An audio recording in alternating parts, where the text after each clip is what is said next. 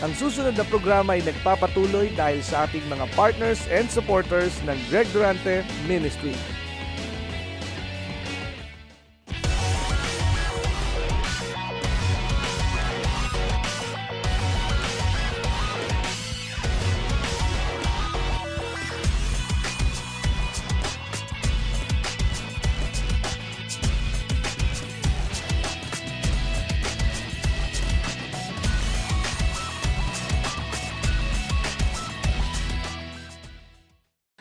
Kapag kasama mo ang Diyos, lagi mo siyang kausap.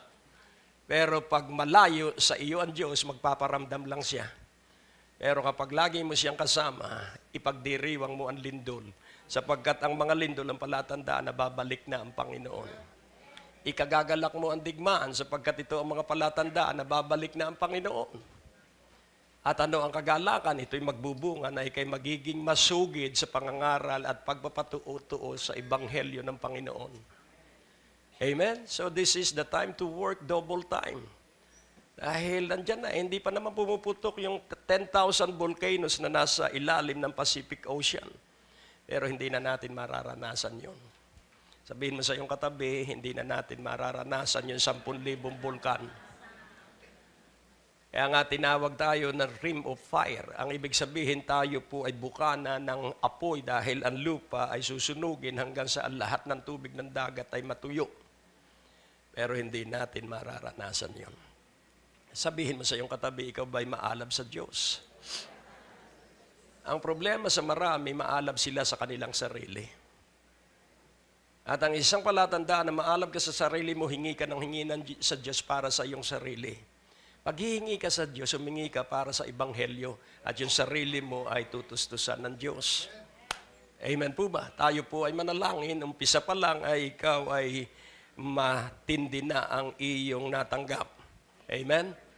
O Diyos na dakila amang makapangyarihan ng salita mo ay katulad ng maso sa may matigas na puso at katulad ng tubig sa isang nakahandang puso. E anuman ang kalagayan ng bawat puso, dalangin ko at pakiusap na bawat isa ay magkaroon ng hangarin na sila ay maging gamit at daluyan mo ng dakilang iyong gawain. Sa iyo po ang kalwalhatian, sa iyo po ang papuri sa pangalan ni Jesus. At ang lahat ay nagsabi ng Amen.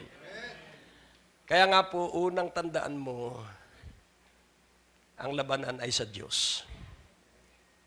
Hindi interesado sa iyo si Satanas. Si Satanas ay galit sa Diyos na nasa iyo. Si Jesucristong nasa iyo ang kalaban ni Satanas. At dahil nga wala siyang kalaban-laban dahil siya ay talo na, kaya ikaw ang maaapektuhan. Yan nais kong inyong maintindihang mabuti at maghanda ka. At napakaganda po ng mensaheng ibinigay niya pagkaupo ko pa lang sa opisina ay binigay na niya ang titulo. Foolproof escape plan. Pag sinabi pong foolproof, hindi po ito pwedeng sirain. Kaya nais kong maunawaan na kailangang maghanda ka sa pagtakas. Foolproof escape plan. Saan tayo tatakas? Nung panahon ni Lot, tumakas ang pamilya ni Lot patungo saan? Patungo sa kabundukan palayo sa susunuging Sodom at Gomorrah. At paano tumakas ang pamilya ni Noah? Tandaan mo po, pamilya ang kaligtasan. Paano tumakas ang pamilya ni Noah nung sila ay utusan ng Diyos na magtayo ng arko? At kung titingnan po natin, yung baha sa panahon ni Noah ay hindi po destructive. Dahil pagbaba ng tubig, nandun pa rin ang mga pananim. Pero ito pong huling baha ng apoy, lahat po'y masusunog, kaya papalitan ng bagong langit at bagong lupa. Kaya kailangan tayo po'y nakahanda. Ikaw ba'y nakahanda sa pagbabalik ng Panginoon? Ano ang pakiramdam mo nung marinig mo ang lindol? Natatakot o nagdidiwang? Ako po nagdidiwang dahil nagpapakita ang Diyos na siya ay nasa paligid lang. Ulitin kong muli, nagpapakita ang Diyos na siya ay makapangyarihan at siya ang may kontrol ng lahat. At laging tandaan mo, nung dumaan ang salot na pumapatay ng mga panganay, ang mga Israelita ay linagpasan nung mamumuksa. Kaya nais ko pong inyong maintindihang mabuti, siguraduhin mo na ang iyong sarili ay hindi matatakot. Kadalasan po ang maraming Kristiyano nagiging maalab sa Diyos pag may sakit na. Excuse me, pero kadalasan po. Nung walang sakit, ay malamlam, mababaw, at ayaw sumigi sa paglapit sa Diyos. At nung nalugi na ang negosyo, saka siya nagplano ng pag-alab. Wrong. Mag-alab ka na ngayon upang sa pagdating ng trahedya at kalamidad, matibay at matatag at hindi ka na maaano. Hindi ka na maibubuwal. Bakit? Sapagkat ikay matibay at matatag. Kaya ngayon magpakaalab ka. Foolproof escape plan. Ano po ba ito? At ito po, ako'y naniniwala na pagdating ng ligligan, ilan lamang po ang matitira. Yun lang matatag. Pero lahat po tayo ligtas. Huwag mo pong ipagkakamali, lahat po tayo ligtas. Kaya manalamin ka sa mensahe. Sapagkat hindi ho pwede ang compromising life. Hindi ho pwedeng ang isang paa ay nasa mundo at ang isang paa ay nasa langit. Kailangan po na ikaw ay pumwesto sa tamang landas. At laging tandaan mo po, may pagsubok pero hindi atin ang labanan. Sabihin mo, hindi atin ang labanan. Hindi atin ang labanan. Kaya, tatlong salita at gawain, relationship, faithfulness, and activeness. Relationship, faithfulness, and activeness. Si David po ay napakaalab sa Diyos. Pero nahulog po siya sa kasalanan.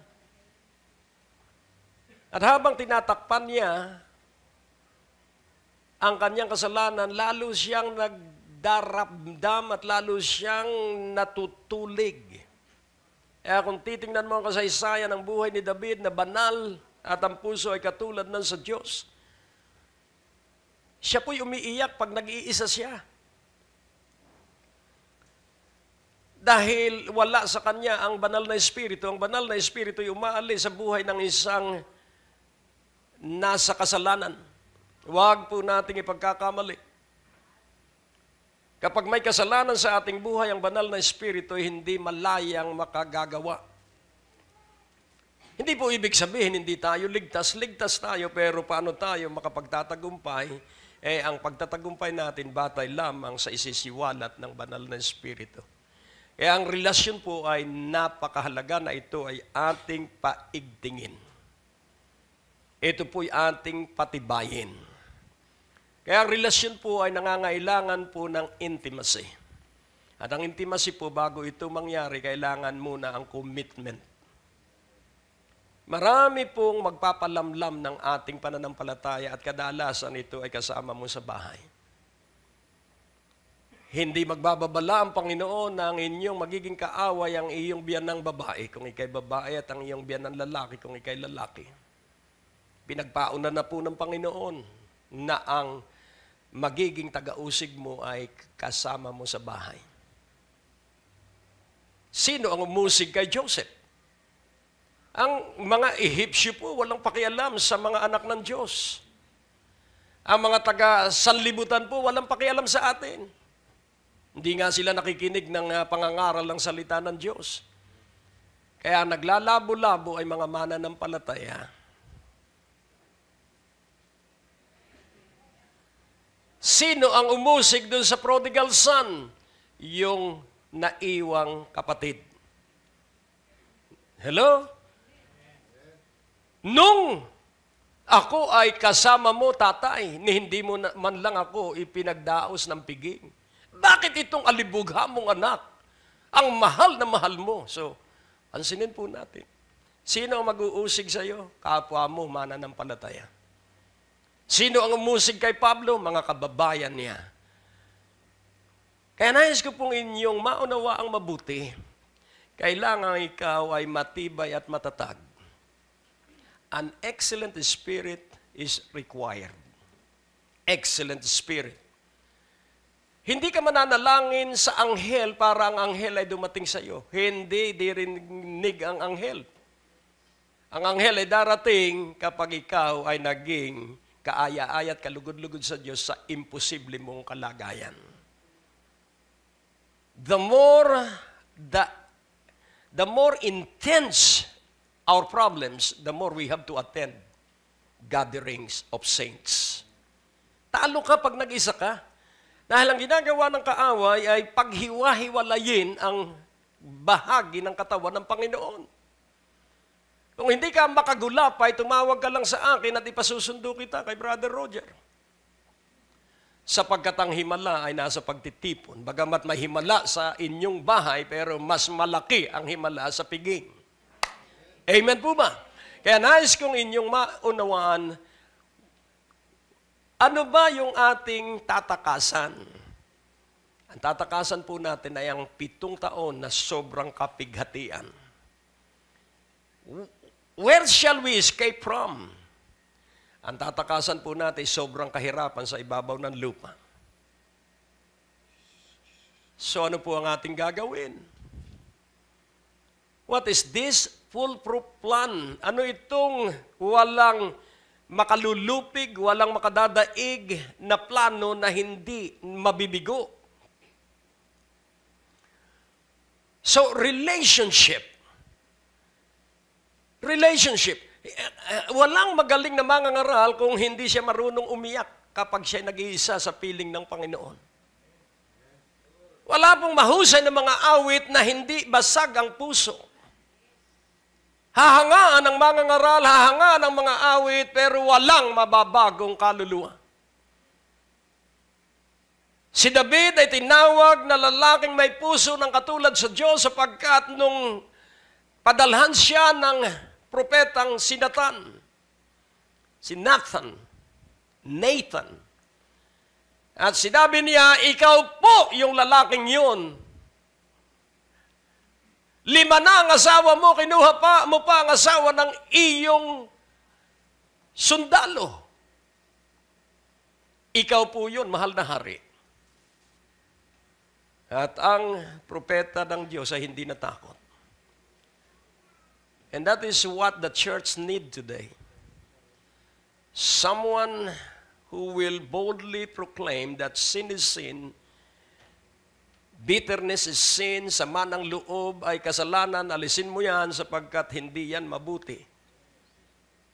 Yan ay makahahadlang, yan ay pipighati sa banal na Espiritu at ang pag-asa lamang natin ay ang banal na Espiritu. Walang makatutulong sa atin na iba kundi ang banal na Espiritu. Ito ay parang larong basketball. This is a teamwork. Kaya pag hawak ko ang bola, at yung bola ay turing natin na blessing, need, and then, pag ipinasa ko sa iyo, tinanggap mo ang pagpapala. So what are you going to do? Pag tinanggap mo ang bola, isushoot mo. At pag na-shoot mo, score. Then, vision will come. Pag na-shoot mo, wow, kaya ko pala. So magkakaroon ka ng panibagong pangitain at pag-asa sa iyong buhay. Do you have a problem? Good for you. It is your ball. Shoot it. Nakukuha niyo po? Nasa imposible kang sitwasyon. It's good for you. Because it is only a desperate person that will cry to God sincerely. Yung mga desperado lang po ang tatawag sa Diyos. Because godly sorrow is necessary. Yung maka-Diyos na kahapisan po'y kailangan. Before David won his battle, he is a great worshiper. Ano po ba ang ibig sabihin ng heart like after the heart of God? Ito po yung puso na pag nagkasala, ay nagsisisi. Hindi na sinasabing, tatay ko kasi. wala nang sinisisi pa, kundi tiklop tuhod, patawarin mo po ako sapagkat sa iyo ako nagkasala. Bakit nagkasala si David? Sapagkat ayaw niya na siya ay mapistaan. Alam niyo yung pista? Yung siraan. He desired that his reputation will be protected. So dinagdagan pa niya ng kasalanan to protect his reputation. And what is his reputation? That he is a worshiper of God. More than 3,000 psalms ang kanyang isinulat. At malalantad sa buong Israel na si David ay makasalanan at nangalunya pa at ipinapatay pa ang kanyang kawal. At ang pangalawa na pinoprotektahan niya ay ang kahihiyan ng Diyos.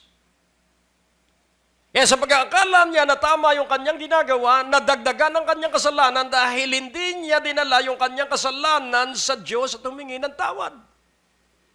Ang kasalanan po'y inihihingi ng tawad at pag tayo'y pinatawad, magsisimula tayo ng bago. Perfect love casteth out all fear. Pag pinaniwalaan mong iniibig ka ng Diyos, hindi ka masisindak sa lindol. Hindi ka masisindak sa bagyo. Hello? Bakit? Nagagawa mo ba, Pastor? Hindi po ako makakapangaral kung ako'y takot sa bagyo. Hindi po ako makakapangaral kung takot ako sa alon dahil idinaan ako ng Diyos sa mga ganong pagsubok. At natuklasan ko, kasama ko ang Diyos. Kaya kung ang Diyos ay nagpaparamdam lang sa iyo, ang ibig sabihin, wala kang honest to goodness relationship with God. Dahil pagkasama mo ang Diyos, alam mo ang masama at hindi mo ito gagawin. Pagkasama mo ang Diyos, alam mo ang pagtatampo, hindi mabuti at hindi mo ito ipagpapatuloy. Pero pag hindi mo kasama ang Diyos, magpaparamdam siya o mali ang iyong ginagawa, mali ang iyong ginagawa. At pag inignore mo yon, hindi na siya magsasalita. Hello. Relationship. Then, faithfulness. Yun pong faithfulness, paghiwalayin natin, faithful. Punong-puno ng pananalig. Kaya pag iyong araw-araw na ginagamit ang pananalig, it will be an attitude and a character of faithfulness. So, lagi ka pong hahakbang sa pananalig at ang pananalig po ay hindi tiyak kung magtatagumpay ka o ikaw ay mabibigo. Hello? At kahit hindi mo tiyak ang iyong pagsunod sa Panginoon, ang grasya ng Diyos ay tatrabaho sa iyo to assure you that obedience is far greater than the result. Ang pagsunod sa Diyos ay higit na mas mabuti kaysa magiging bunga ng iyong paghakbang sa pagkamasunurin. Ang Diyos po natin ay napakabuti. Amen? Kaya sa Hebrews 2:3, yung word na neglect, huwag mo itong kalilimutan. Mag-zero in ka sa word na neglect. How shall we escape if we neglect so great salvation, which at the first began to be spoken by the Lord, and was confirmed unto us by them that heard Him. So pansinin po natin, first spoken by the Lord and confirmed. Ibig sabihin, yun pong confirm, ang ibig sabihin, yung word na kon, yung prefix na kon, at saka po yung word na firm. Pag sinabi mo pong firm, ano po firm? Ang ibig po sabihin ay matibay. Naalala ko, bagamat ito ay isang, nung araw, kapag ikaw po ay nagbe-bake ng cake dahil ang nanay ko ay HE teacher, home economic teacher. Siya po'y mahilig maggawa ng cake. At hindi pa uso noon ang electric beater. Kaya ako ang magbibit nung itlog na puti. At kailangan 300 bits po yun.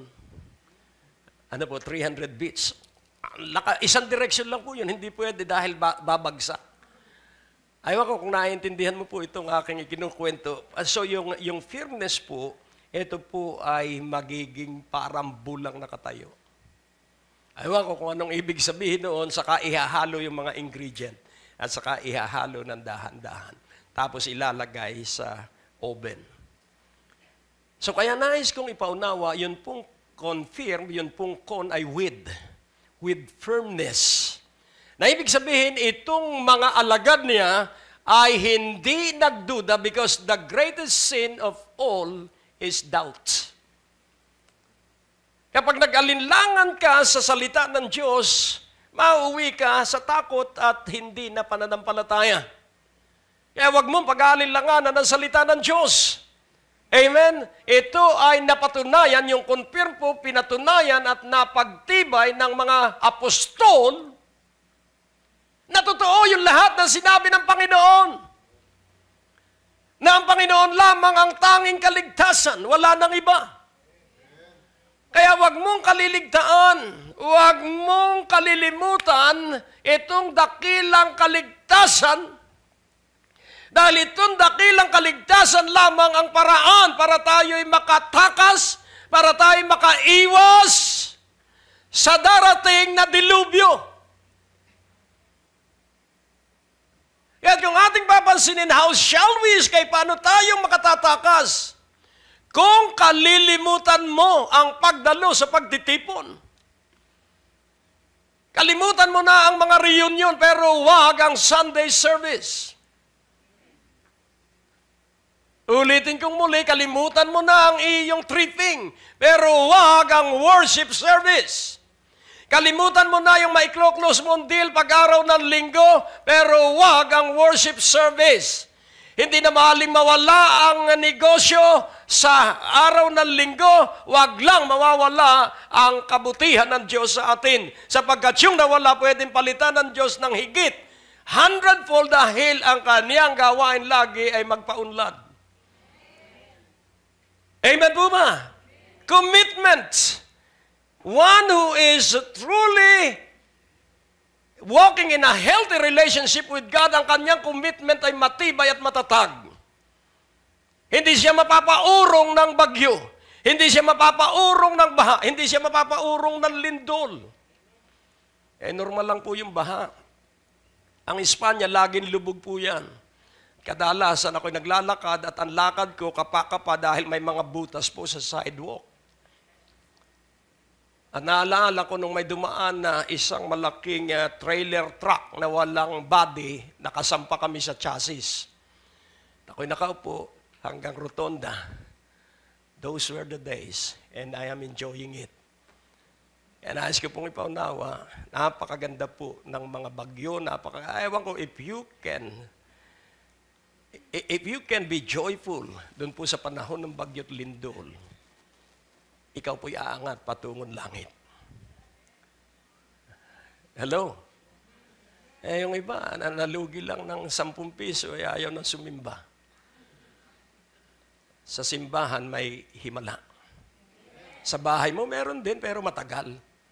Sa simbahan, any moment, pwedeng maghimala sa iyo ang kapangyarihan ng Diyos. Hallelujah. Salamat na sa impit na amen. Ang mga desperado lamang po ang matapang. I am always in desperate need of God. Kaya lagi po ako nasa gawain, hindi ako nag-a-absent. Kaya anong sabihin na pangasiwaan mo ang alonte sa binyan? 12 days. Pangasiwa ko. O sige, mas maganda nang magkaroon ng karanasan.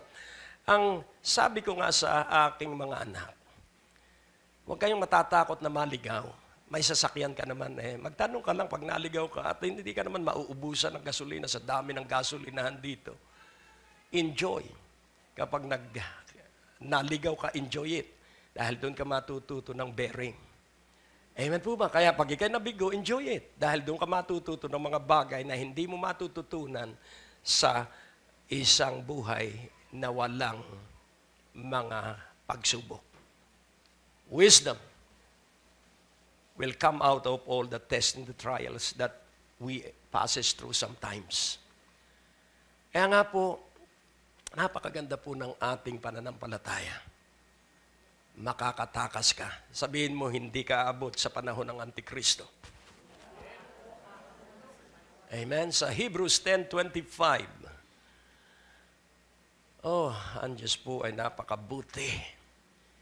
Not forsaking. Yun pong forsaking, huwag mong pababayaan. Mas matindi po ito kaysa neglect.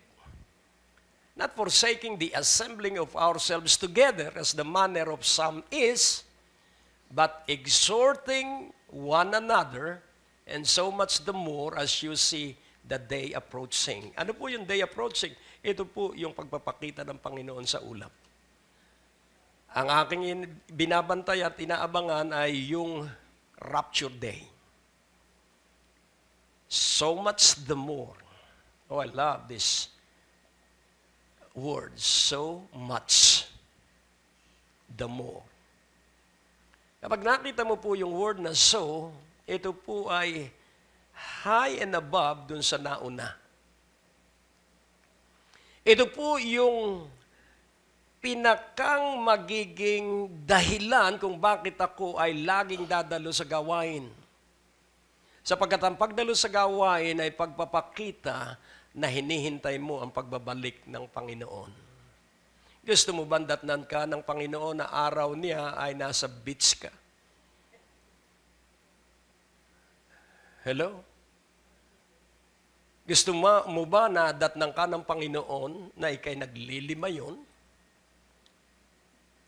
Salamat sa nakahihikayat na katahimikan. Ibig sabihin, the word is penetrating deep in your heart. And that is a sign that the Holy Spirit is in you. Yun po'y palatanda at katibayan ang banal na Espiritu nasa iyo dahil ikaw ay nakukonbikta ng banal na Espiritu. Kaya hindi ka na mag-a-absent. Napakahina naman ang pananalig mo na problema mo lang ay iilitin ang bahay mo, hindi ka na makadalo. Hello? Iilitin lang ang bahay mo, hindi ka na dadalo. Sumasakit lang ang tuhod mo, hindi ka na dumadalo. Hinahadlangan ka ng kaaway. Sapagkat alam niyang may mangyayari kapag narinig mo ang sariwang tinapay na ipapahayag sa lugar na kung saan idinidistribute ang lahat ng pagpapala. Not forsaking, do not neglect. Huwag mong pababayaan, huwag mong kaliligtaan ang pagdalo sa pagtitipon. At sino po ang magiging excellent in spirit? Sino po ang magkakaroon ng hindi po basta best pag sinabing excellent? Tatlo po yan, good. Umpisa natin, satisfactory. Marami po ang, okay na, basta. Meron pong good, meron pong very good, meron pong best, meron pong very best. On top of those, meron pong excellent. At meron pong very excellent. So, sino po ang iyong lalampasan? Ang sarili mong performance. So, you will leave behind your previous performance para paghandaan ang another performance of your life. Nakukuha niyo po? Kaya nga po, ako po ay naniniwala na ang relasyon po dapat ay buhay, intimate.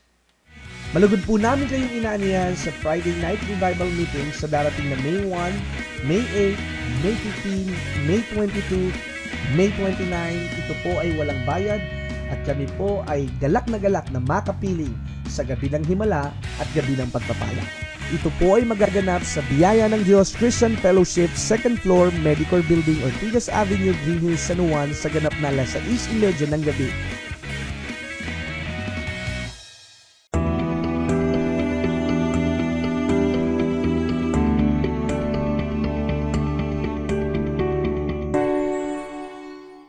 At mapapansin mo na buhay ang iyong sapagkat mawawala na yung pagkamainisin mo. Dahil may makakasama ka sa opisina na mareklamo. ikaw po ay mapapagod doon sa reklamo. Lunes hanggang Biyernes na magkasama kayo, reklamo ng reklamo. Kung hindi man nagre-reklamo, pintas ng pintas. Kung hindi man pumipintas, coffee break ng coffee break. At ang load ng trabaho ay ikaw na ang tumatrabaho. Dahil madali namang magsayang ng oras Magti-text ka lang. Pero laging tandaan mo, God is watching and He is observing whom to promote.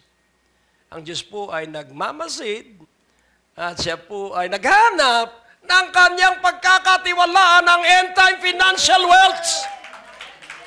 Pero hindi niya ito pagkakatiwala sa tamad, hindi niya ito pagkakatiwala sa wasteful. Pagkaharap kami ng isang asawa ng bishop, kami nasa meeting sa Batangas. At ang sabi niya, hindi ako naniniwala sa CCTV. Hindi ko na kailangan sa opisina ko. Meron siyang sariling gusali sa kanyang alab sa Diyos, sipag at tiyaga. At ang kanyang bahay ay napakalaki. May swimming pool. Pastor lang po yun. At ang kanilang bahay sa Mabini, Batangas ay napakalaki rin sa ibabaw ng burol. At sa gilid ay Prayer Mountain. At kami nagkwentuhan. Sabi niya, hindi naman po kailangan bishop ang CCTV Dahil ang tao po makapandadaya sa CCTV. Alam po nila yon. Pwede silang tumalikod lang, hindi nakita yung ginagawa sa harap. Tama nga naman. Pero ang laging sabi ko sa mga empleyado ko, kita kayo ng Diyos. Hello? Totoo bang nakakakita ang Diyos? At sabi ko, kailangan kasi ang sense of frugality. Alam mo ako, ito po yung transparency. Hindi mo nahihiya, ikinukwento mo yung iyong gawain. Na mabuti huwag iyong masama. Sabi ko sa kanya, alam mo, sa bahay ako ang taga-ubos ng toothpaste. Pagkita ko ng kakaunti na, ginugupit ko po yun. Bishop, ganyan din ako. Kaya ka pala ako maunlad. Hello? Wala ka dapat sasayangin. Yung iba kasi, ayaw nang kainin yung ulam kahapon. Ako kahit 3 araw po yung ulam, hindi ko yan itatapon. Mapuwera na panis na lang. At sasabihin ng iba, bago na ang ating panahon, kailanman ay hindi nagbabago ang panahon, ang nagbabago lamang ay puso. Amen? Kaya nais kong ipaunawa, kung babalik tayo sa unang panahon, mapupusok ang tao nung unang panahon dahil lahat sila naka-espada at nakapanaksak. Pero ngayon, napipigilan. Kaya mga kapatid, maghanda ka. Pansinin po natin. Ito tatanungin ko kayo. Dumalangin ba yung 3 kabataang lalaki ni Shadrach, Meshach, Abednego para tulungan sila ng anghel? Nag-pray po ba sila? Mga anghel! Tulungan mo kami, ligtas mo kami sa pugon! Hindi po. Because of an excellent spirit in the 3 young men, dumating ang anghel. So life habit, lifestyle. David is a worshiper before he became a warrior. Worshiper first before a warrior. Kaya kailangan lahat po tayo ay mahilig sumamba. Amen? Kailangan kayo magsanay umawit. Yung maiiksi lang. Sabihin mo, at sasambahin kita. Worship na po yun. At pag ikaw naman nasa imposibleng kalagayan, salamat sa iyo, Panginoong Jesus. Amen? Ano po bang ibig sabihin? In everything, give thanks. So, ang imposible po bang kalagayan, ipagpapasalamat mo? Ang lindol ba, ipagpapasalamat mo? Ang bagyo ba, ipagpapasalamat mo? Eh, yun po ang sabi ng salita ng Diyos, ang bawat bagay, ipagpasalamat mo. Sapagkat pag nagpasalamat ka, magkakaroon ka ng kapahayagan sa darating na pagbabagong gagawin ng Diyos sa iyong buhay at paligid. So how shall you have an excellent spirit? Alam mo po bang ikay anak ng Diyos? Kaya kung alam mo ikay anak ng Diyos, ito pong relationship, faithfulness, and activities, ikaw po'y hindi mawawala ng gawain. Pwera na lang kung ayaw mong maglingkod sa Diyos. Sa Romans 8:16 and 17, dito po ay inilantad na tayo'y mga anak ng Diyos. The Spirit itself beareth witness with our spirit that we are the children of God. Sabihin mo, we are the children of God. So sino ang nagpapatutuo? Ang Espiritu ng Diyos. Sa verse 17, and if children, then heirs, heirs of God and joint heirs with Christ, if so be that we suffer with Him, that we may be also glorified together. So wag mo pong kalilimutan yung suffer. Dahil marami pong Kristiyano ay ayaw ng suffering. Gusto lamang nila ay wedding ring. Gusto lamang nila ay puro ring. Pero ayaw nila ng suffering. Sabi po dito, pag ikay pinagpala, ang pagpapala ay may kasamang pag-uusig. When you are blessed, then persecution will come. Tandaan mo po, bakit ikay daraan ng pagtitiis na katulad ng Panginoong Hesukristo? Dahil ikay anak ng Diyos at ikay tagapagmana. Ikay anak ng Diyos at ikaw ay tagapagmana. At unawain mong mabuti, kailan natin tatanggapin yung mana? Merong paunang bayad. Meron tayong paunang tinanggap dun sa ating mana. At ang manang natanggap natin ang banal na Espiritu. We are sealed with the Spirit of promise. The Holy Spirit is the earnest of our inheritance. Ito ang pasnimulang bayad ng ating mana. Kaya't kung maunawaan mo, nagagamit mo yung mana mo habang ikay nabubuhay because of the Spirit that reveals to you kung ano ang sayo, that you are blessed with all spiritual blessings. Lahat po ng kailangan natin ay nasa atin na. At kailangan lamang ito ay iyong paniwalaan. Ito po ay mahiwaga, pero yun po ang sabi, you are blessed with all spiritual blessings. Pinaniniwalaan mo ba ang salita ng Diyos o pinipili mo lang ang paniniwalaan mo? Kailangan lahat ay paniwalaan mo.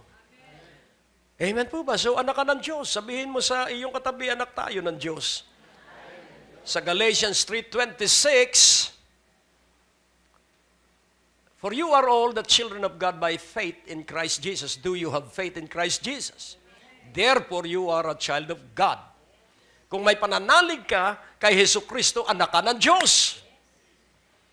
And then sa Ephesians, chapter 1, verse 5, having predestinated us unto the adoption of children by Jesus Christ to Himself, according to the good pleasure of His will. So tayo po'y mga anak ng Diyos, tayo po ay inampon at naging anak ng Diyos at tayo po ay nananalig na tayo'y mga anak ng Diyos. Kaya pwede nating sabihin naman namin sumasalangit ka. Pwede mong sabihin yun sapagkat ikay anak ng Diyos. Kung sakali mang may kaunti tayo, kailan ba mangyayari ang suffering doon po sa waiting time? Hello? Yun pong pagtitiis ay magaganap sa paghihintay. Sino ang mapagtiis? Ang babaeng buntis. Dahil hihintayin niya yung 9 na buwan. Hindi siya pwedeng manganak ng 1 buwan pa lang. Hihintayin niya yung 9 na buwan. Nakukuha niyo po. So, suffering will take place while waiting. Ask and you shall receive. Seek and you shall find. Knock and it shall be open to you. Marami po ang kanila pong winaglit yung pagpapala. Sapagkat doon sa araw na darating na yung pagpapala, saka siya nagtalusira sa kanyang commitment sa Diyos. Siguro hindi totoo ito. Nais ko pong ipaunawa sa iyo na may ginagawang napakalaki ang Diyos at hindi mo kayang ipaliwanag. At huwag mo nang intindihin pa, basta paniwalaan mo. Amen? So marami pong salita ng Diyos na nagpapatunay. Just wait. Amen? Maghintay ka lang. Yung pagpapala mo ay naglalakbay na patungo sa iyo. Maghintay ka lang. Amen? Kaya sa Hebrews 10:35, ano po ang sabi? Cast not away therefore your confidence, which hath great recompense of reward. Alin po ang binibigyan ng gantimpala? Yung iyong tiwala sa Diyos. Sa verse 36, for you have need of patience, that after you have done the will of God, you might receive the promise. So tiis-tiis lang. Sabihin mo sa iyong katabi, tiis-tiis lang. Nandyan na. Amen? Tiis-tiis lang, nandyan na. Oh, purihin ng Panginoon. Amen? Hallelujah. So, paano mo i-activate ang iyong buhay spiritual? Ulitin kong muli. Excellent spirit, steadfast spirit, and active spirit. Kailangan pong ikaw ay puspos ng mahusay na espiritu. Kailangan ikaw po'y puspos ng matatag na espiritu at para ikaw po ay magkaroon din ng kapuspusan ng espiritong masipag. How shall we obtain excellent spirit? Mahirap po ba ito? Hindi. Ayaw lang nung iba. Magtawag ka. Sabihin mo, mga kapatid, sa Miyerkules, meron tayong meeting, buffet, walang bayad. Puno po yan. Hello? Pero sabihin mo, mga kapatid, sa Miyerkules, prayer meeting tayo, fasting. Tatatlo ang dadalo. Why? Because most don't possess an excellent spirit. Hello. If you have an excellent spirit, you will always be there. Where the real thing will happen. Saan darating ang matinding pagpapala? Sa prayer meeting, sa worship service, sa Bible study. So desire to have an excellent spirit. And I will tell you some way to have an excellent spirit. Do I have an excellent spirit? Then, suriin po ninyo ako. Sa Luke 21 verse 36, watch out. Ipakikita ko po sa inyo. Watch you therefore and pray always. I-underline mo po yung pray always. Watch you therefore and pray always that you may be accounted worthy to escape all these things that shall come to pass and to stand before the Son of Man. Lahat po tayo, yung namatay na nauna sa atin, tayo pag namatay, lahat po tayo, yung mamamatay sa hinarap, lahat po tayo ay tatayo sa harapan ng anak ng tao. At lahat ng nakasulat sa Biblia, itong lahat ay mangyayari. Pero meron kang dapat gawin, yun pong, that you may be accounted.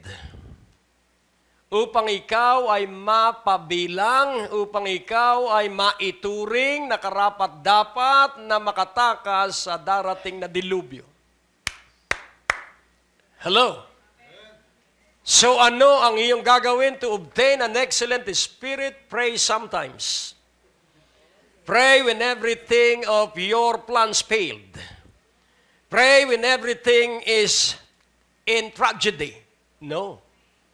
Pray always.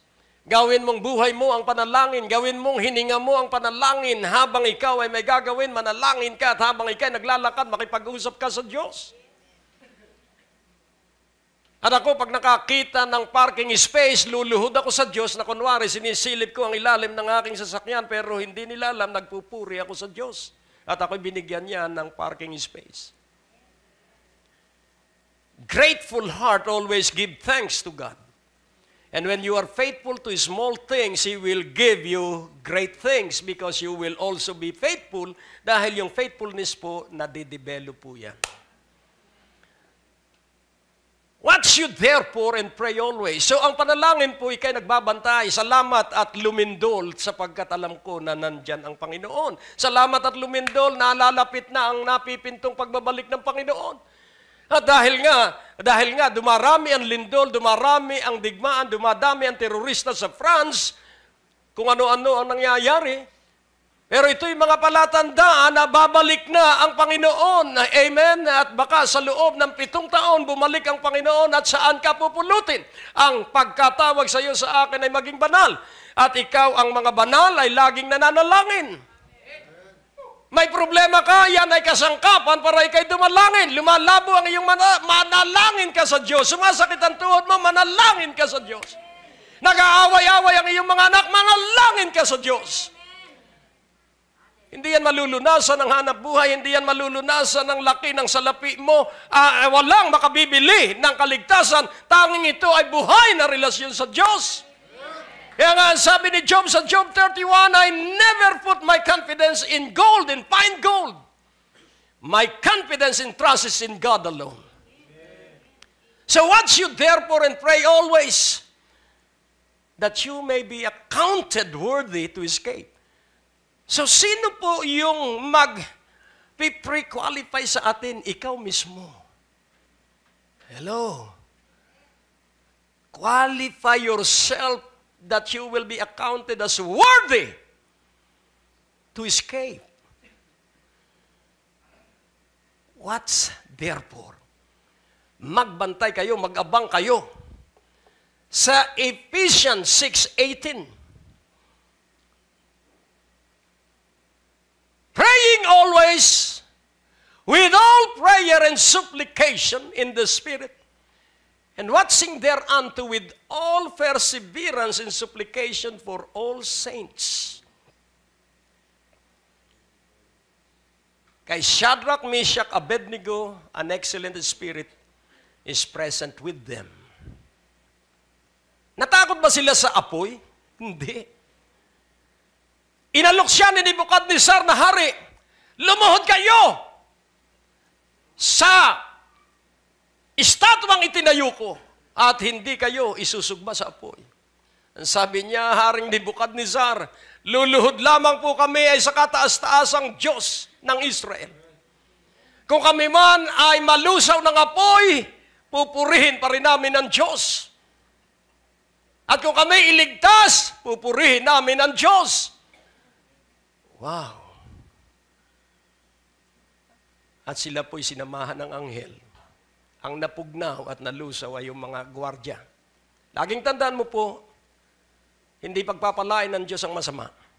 Hindi pagpapalain ng Diyos ang makasalanan. Hindi pagpapalain ng Diyos ang nag-aalinlangan sa katapatan ng Diyos. Ang pinagpapala lamang niya ay yung kahit dumaraan ng iba't ibang pagsubok, siya ay nagpupuri, siya ay nagdidiwang, at ipinagpapasa Diyos niya ang lahat. Ikaw ay gagaling. Amen. Ikaw ay pagpapalain. Ikaw ay lalaya sa dapat mong pagkalayaan because God is preparing you. Inihahanda ka ng Diyos sa pagtakas.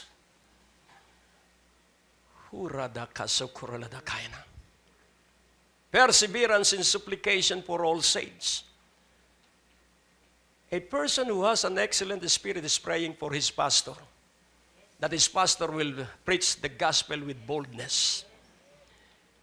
A person who has an excellent spirit is praying for his fellow believers. Hallelujah. So we are praying for one another. We are supposed to be praying. Pag puro sarili mo ang inaatupag mo, humihingi ka sa Diyos to make sure na ang iyong mga apo ay maganda ang buhay. Tandaan mo ito, ang Diyos ang bahala sa ating mga apo. Ang mahalaga, ikaw ay matibay, ikaw ay matatag, ikaw ay maalab, laman ka ng prayer meeting, laman ka ng Bible study. Ito po'y panahon ng wakas. Hindi po ito panahon ng panimula. We are in the closing of days. This is end time. And church is not so way enraptured. Glorious church. Dahil lahat po ay may karanasan sa himala ng Diyos. Lahat po ay may karanasan sa malaking pagbabago sa kanilang buhay na gawa ng Diyos. Sa Jude, chapter 1, verse 20. Pagamat isang chapter lang ito, ititipain mo pa rin yung 1 para ikay makapunta sa verse 20. But you, beloved, building up yourselves on your most holy faith, praying in the Holy Ghost. A person who has an excellent spirit is always praying in the Holy Ghost, using the gift of speaking in tongues, because when you pray in tongues, you are speaking marvelous things that you know nothing about. Pero ito ay kalugod-lugod sa Diyos. Kaya pag wala ka nang masabi, magsalita ka na sa ibang wika. Ang ipinagmamagaling mo na yan, Diyos, hindi na ang iyong mga tagumpay. Hukasakidi kiyaralada kukusukuralada kiyaralada. Kaya mga kapatid, ang buhay ng panalangin ay pakinangin natin. Ang buhay ng pananalangin ay patalasin natin. Pagkagising sa umaga, hanapin na agad natin ay ang mukha ng Diyos. Kaya laging tandaan mo, you are blessed with grace. And you will be mightily working great things because of the grace that is present in you. Kaya sa 1 Corinthians 15:10, it's grace that will work through you. At ang sabi po dito, but by the grace of God, I am what I am. And this grace which was bestowed upon me was not in vain, but I labored more abundantly than they all, yet not I, but the grace of God which was with me. So what is an excellent spirit? It is the Spirit of God or the grace of God. In closing, si Daniel po ba ano ba ang kanyang kaso? Ano ang kaso ni Daniel? Prayer. Siya'y pinagtulong-tulungan ng mga masasama dahil walang makitang masama sa kanyang buhay. Kaya sila gumawa ng edict o decree na bawal ang manalangin sa loob ng maghapon. Ang sino mang mananalangin ay ikukulong sa den of lions. Natakot po ba sa leon si David? Hindi po. Siya po ay takot sa Diyos. Kaya yung kanyang habit of prayer 3 times a day, kung manalangin pa yan, bukas yung bintana. At napakaingay. Sang-ayon sa kasaysayan, maingay manalangin si Daniel. Bukas ang bintana, kaya kita ng magkakapit-bahay, rinig ng magkakapit-bahay. Kaya dito makikita itong Daniel na ito kung tapat sa Diyos. Siya po ba'y napigilan? No. At siya po'y nakulong. At si King Darius ay hindi makatulog. May kapangyarihan siya, pero siya rin ang nagbigay ng batas for one day. Wala siyang magagawa. He believed Daniel has an excellent spirit. At ang sabi niya at baon niya kay Daniel, Daniel, ang tapat mong Diyos na pinaglilingkuran, iligtas ka nawa. That is an excellent spirit. Magdamag na nasa lion's den si Daniel. Pero may dumating na anghel. Gusto mo samahan ka ng anghel? Pray always. Hello? Pray always. Pray always. at mag-uumaga, nandun uli ang hari, hindi makatulog, hindi rin makakain. Dahil alam niyang tapat si Daniel. Daniel! Iniligtas ka ba ng Diyos mong pinaglingkuran mo ng buong katapatan, mahal na hari? Iniligtas po ako. Kaya kapatid, relationship, faithfulness, start with a commitment. And then, activate what you believe. At ito po ang tandaan mo. Sasamahan ka ng anghel. O Diyos na dakila amang makapangyarihan. Let the prayer, anointing of the spirit of prayer be upon your people. Because this is one of the best way to attain and achieve an excellent spirit. Make us all worthy to be accounted to escape that impending doom of the whole creation. Maluwalhati po ang banal at dakila mong pangalan sa makapangyarihang pangalan ni Jesus. Amen. So iusal mo ang maiksing panalangin ito at ipahayag mo, Jesus, ang aking buong buhay ay iyong-iyo at akin itong gagamitin para sa iyo lamang. Kaya't samahan mo ako, patibayin mo ako, patatagin mo ako sa iyong pangalan, sa kaluwalhatian ng Ama, sa pamumuno ng banal na Espiritu. Amen. Ang Diyos po ay napakabuti. Purihin ang Diyos sa katatapos nating palatuntunan ang mensahe sa Foolproof Escape Plan. At ito po nawa ay inyong nakuha ang lahat ng katotohanan pwede ninyong matanggap at ito ay magamit sa pang-araw-araw ninyong buhay. At kailangan ko po para po sa malawakang paghahatid ng pagtuturo ng salita ng Diyos sa pamamagitan ng broadcast sa telebisyon. Kaya't ako po ay nanalangin, kailangan ko po ang at least 10,000 partners na magkakaloob ng 500 piso sa kada buwan sa loob ng 6 na buwan upang ang pagpapalawak po ng pangangaral ng mabuting balita ay maisakatupar at maisagawa natin.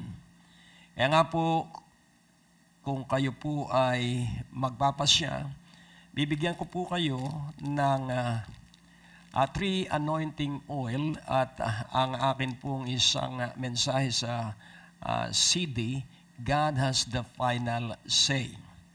At ako po'y naniniwala na ito po ay maipagpapatuloy natin sa pamamagitan po ng ating partnership. At ito po ang aking hamon sa inyo, hindi po kayo magkukulang. At kayo po ay tuloy-tuloy na mapagpapala ng Diyos. At inyo po akong i-text sa cellphone number o kaya ay mag-email o kaya ipadala niyo ang fax receipt. At ito po ay bibigyan ko ng panahon para kayo ay maidalangin at kayo sa loob ng 6 na buwan ay makaranas ng kakaibang himala at pagpapala. Manalangin po tayo. Diyos naming Ama na napakabuti, pagpalain mo ang bawat isa na tumanggap ng kapasyahan sa hamong ito na sa loob ng 6 na buwan, itatalaga nila ang 500 piso bawat buwan para sa malawakang pagpapalaganap ng iyong mabuting balita. Ngayon pa lamang sa kanilang pagpapasya, magkaroon na sila ng kapayapaan at katiwasayan at magkaroon sila ng isang napakaliwanag na pangitain sa kaligtasan ng lahat ng makakapanood sa broadcast na ito. Pagpalain mo sila ng todo, kamangha-mangha sa makapangyarihang pangalan ni Jesucristo. At ang bawat isa ay nagsabi ng Amen. Ang Diyos po ay napakabuti.